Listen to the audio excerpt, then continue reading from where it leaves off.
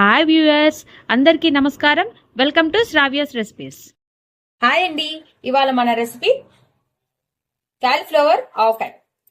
Cauliflower ఆవకాయ ఎలా పెట్టాలి, ఏమేం కావాలో చూద్దామా. కాలీఫ్లవర్ ఆవకాయ కావాల్సిన పదార్థాలు: కాలీఫ్లవర్, కారం, ఆవాలు. ఈ ఆవాలు మనము ఆవు పిండి పట్టుకొని ఉంచుకోవాలి.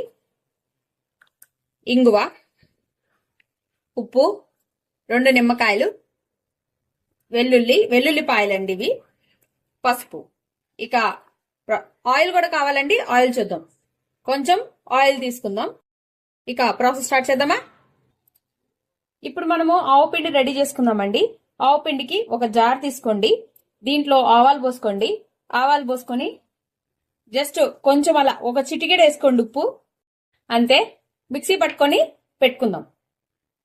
ఇప్పుడు ఆవు పిండిలో మనం ఉప్పు వేసుకున్నాం కదండి. దానికి రీజన్ ఏంటంటే ఆవు పిండిలో ఉప్పు వేయటం వల్ల మనకి పొడి పొడిగా వస్తుందండి, ముద్ద రాకుండా. అండ్ ఆవు పిండి కండ్రెక్కదండి, కండ్రెక్కకుండా ఉంటదని చేసుకుంటాము. చూసారు కదా, ఇట్లా పొడి చేసుకొని పక్కన పెట్టుకోవాలి.